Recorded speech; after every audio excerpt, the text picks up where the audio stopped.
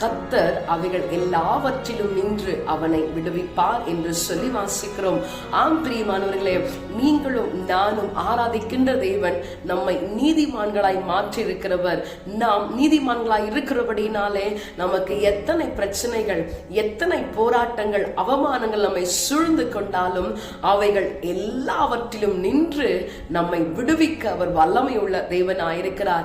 இந்த நாளிலும் நம்மை விடுவிக்கிற தேவனை ஆராதிக்க நம்மை விட்டு கொடுப்போமா? Praise the Lord. மரணத்தின் கட்டுகள் சூழ்ந்த போதும், துர்ச்சன பிரவாகம் புரண்ட போதும்,